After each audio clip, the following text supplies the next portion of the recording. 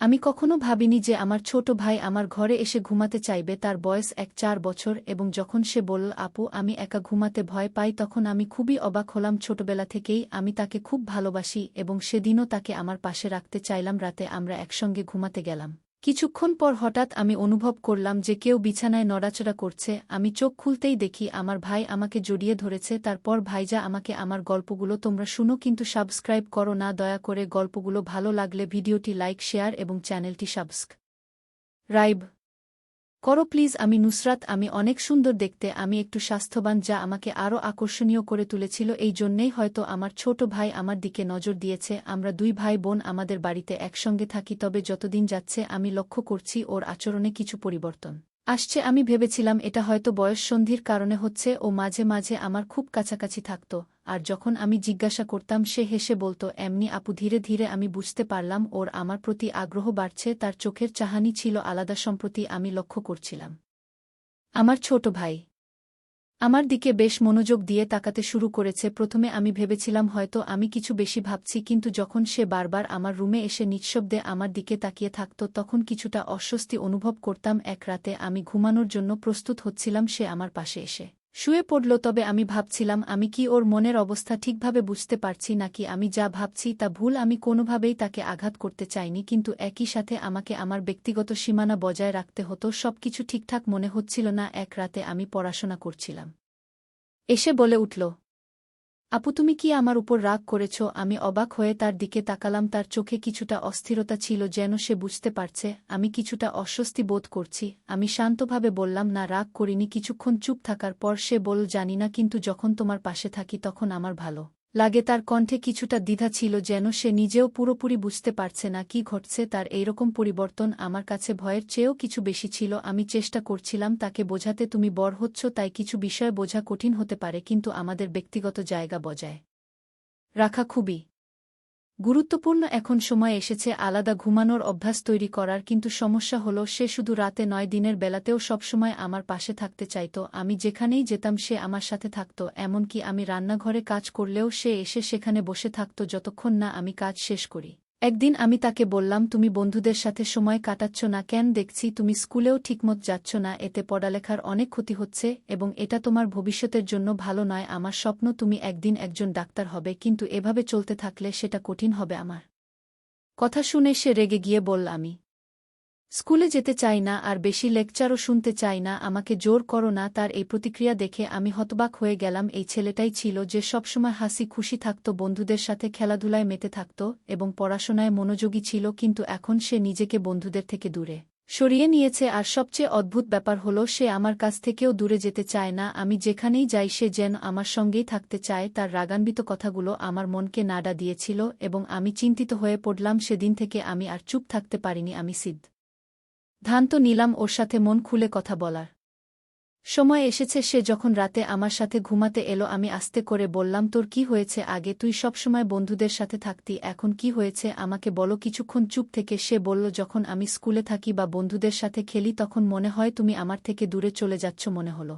হয়তো সে আমাকে তার জীবনের কেন্দ্র হিসেবে দেখত, আর এখন আমি বড় হচ্ছি তাই ধীরে ধীরে তাকে ছাড়িয়ে যাচ্ছি। মনে হচ্ছিল সে আমাকে অনেক ভালোবাসে, কিন্তু তার আচরণের এই পরিবর্তনগুলো স্বাভাবিক ছিল না। আমি তাকে বুঝানোর চেষ্টা করলাম, আমি তোর সাথে আছি, কিন্তু আমাদের আলাদা থাকার এবং ঘুমানোর অভ্যাস গড়ে তোলা উচিত। আমরা এখন বড় হয়েছি। সে রাজি হতে চাইল না। শুধু রাতে নয়, দিনেও সে সবসময় আমার সাথেই থাকতে চাইত, কিন্তু তার আচরণের পরিবর্তনটা স্বাভাবিক মনে হচ্ছিল না। তার কথাগুলো শোনার পর আমি অবাক হয়ে গেলাম। সে একেবারেই তার পুরনো অভ্যাস, স্বভাব বা রুটিনে ছিল না। মনে হচ্ছিল সে আমার প্রতি গভীর মনোযোগ দিচ্ছে, যেন সে আমাকে ভালোভাবে বুঝতে চাচ্ছে বা আমার কাছ থেকে কিছু চাচ্ছে। তার এই আচরণগুলো আমাকে অস্বস্তিতে ফেলতে শুরু করেছিল। একদিন যখন আমি ঘুমানোর প্রস্তুতি নিচ্ছিলাম সে হঠাৎ আমার রুমে এসে বল, দিদি আমি তোমার সাথে ঘুমাতে চাই। প্রথমে আমি ব্যাপারটিকে স্বাভাবিকভাবে নিয়েছিলাম, কিন্তু ধীরে ধীরে তার আচরণ কিছুটা অদ্ভুত হতে শুরু করল। তার মুখে একটা অস্থিরতা দেখা যাচ্ছিল যা আমাকে ভাবিয়ে তুলল। আমি তাকে জিজ্ঞেস করলাম, তোর কি হয়েছে? সে কিছুটা অদ্ভুতভাবে বল, দিদি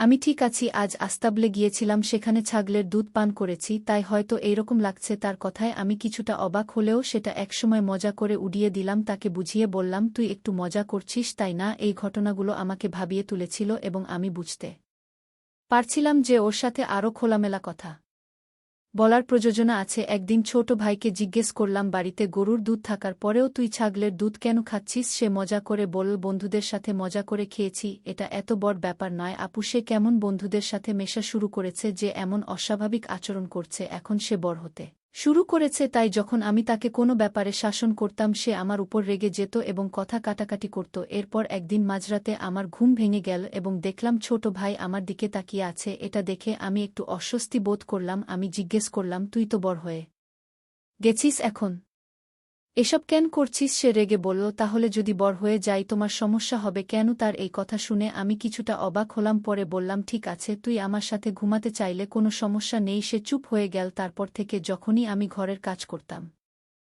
পরিবারের অবস্থা সম্পর্কে, তখন তিনি আমাকে খুব বকাচকা করলেন এবং বললেন, চাচা যদি আমার কথা না শোনেন তাহলে কিছুই ঠিক হবে না। এরপর তিনি রাগ করে তার বাবার বাড়িতে চলে যান। চাচার জন্য সেটা খুব কঠিন সময় ছিল, কারণ তিনি তার স্ত্রীকে খুব ভালোবাসতেন। মায়ের চলে যাওয়া আমাদের দুজনেরই মন খারাপের কারণ হয়ে দাঁড়ায়। শেষ পর্যন্ত চাচার পরামর্শ অনুযায়ী আমরা পুরো বাড়ি ভাগাভাগি করে চাচাকে আরেকটা অংশ দিয়ে দিলাম। আমাদের ভাগের টাকা দিয়ে আমরা নতুন একটা বাড়ি কিনে সেখানে শিফট করলাম। তবে যাওয়ার আগে চাচা এমন কিছু করেছিলেন যা তিনিও জানতেন না, এবং সেটি সম্পূর্ণ করে তিনি অত্যন্ত খুশি হয়েছিলেন। চাচা মারা যাওয়ার পর তিনি আমাদের জন্য এলাকায় একটি বাড়ি কিনে দেন। আমাদের আঙ্কেল প্রায় প্রতিদিন আমাদের খোঁজখবর নিতেন এবং সব ধরনের প্রয়োজন মেটানোর চেষ্টা করতেন, কিন্তু আন্টির মনোভাব ছিল ভিন্ন এবং তার স্ত্রীও আমাকে বাড়িতে রাখতে চাননি। আমার ভাইকে আলাদা থাকতে হয়েছিল। আমি তখনই সিদ্ধান্ত নেই ভাইয়ের দায়িত্ব আমি নিজেই নেব। আমি বাড়িতে থেকেই প্রাইভেট পড়াতে শুরু করি এবং বিএ ডিগ্রি অর্জন করি। এর মাঝে অনেক চাপের মধ্যেও আমি আমার ভাইদের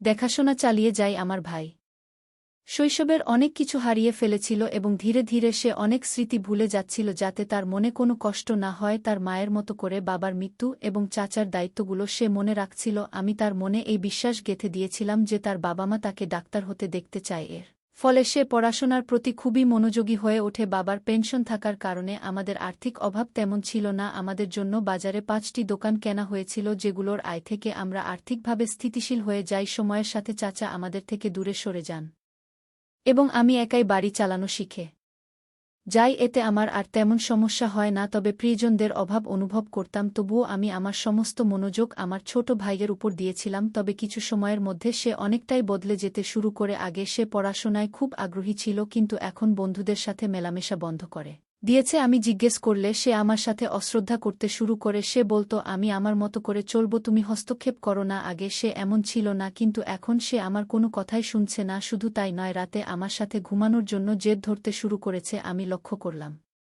যে আমার ভাইয়ের আচরণ অস্বাভাবিক। আমি এর কারণ জিজ্ঞাসা করলে সে বলল, আমি ছাগলের দুধ খেয়েছি। যা শুনে আমি হতবাক হয়ে গেলাম। তার অদ্ভুত আচরণ আমাকে বেশ অস্বস্তিতে ফেলেছিল। এরপর এক রাতে ঘটে গেল একটি অপ্রত্যাশিত ঘটনা। আমি ঘুমিয়েছিলাম, হঠাৎ ঘুমের মধ্যে চোখ খুলে দেখি আমার ভাই আমার পাশে বসে আছে। তার এত কাছে উপস্থিতি আমাকে শঙ্কিত করে তোলে। কিছু বলার আগেই সে আমাকে শক্ত করে চেপে ধরল। সে হঠাৎ করে আমাকে আঘাত করে বলল, তুমি মরে গেলে ভালো হতো। মায়ের বাবার সাথে তোমার জন্য আমাদের এত কিছু সহযোগ করতে হয়েছে। তার আচরণ এবং কথাগুলো আমাকে ভীষণভাবে আহত করল। আমি অনেক কষ্টে তাকে সরিয়ে দিয়ে আগে চিৎকার করে বললাম, তুমি এতটা সাহস পেলে কোথায়? তুমি কি জানো তুমি কি করছো? আমার ভাই তখন আমাকে আরও বিরক্তির সাথে বলল, আমার জীবন নষ্ট হয়ে গেছে শুধু তোমার জন্য। তুমিই আমার সমস্যার মূল কারণ। বন্ধুরা পর্যন্ত আমার সাথে মিশতে চায় না, কারণ তোমার কারণে ওদের লজ্জা পেতে হচ্ছে। তার কথা শুনে আমি হতভম্ব হয়ে গেলাম। সে আরও বলল, একদিন আমি যখন বন্ধুদের সাথে খেলতে গিয়েছিলাম তখন আমার এক বন্ধুর মা আমাকে তাড়িয়ে দিয়ে বলেছিল, তুমি খারাপ মেয়ে বলে তোমার সাথে আমাদের ছেলেদের মিশতে দিতে পারবো না। তোমার বোনের কারণেই সবকিছু নষ্ট হচ্ছে। সেই ছেলেটা তোর সাথে সময় কাটায় আর সবাই মনে করে তুই অন্যদের জীবন নষ্ট করে দিচ্ছিস। এখন পাড়ার অনেক ছেলেরা আমাকে নিয়ে ঠাট্টা শুকরা করে। আমি স্কুলে যেতে পারছি না, খেলতেও পারছি না।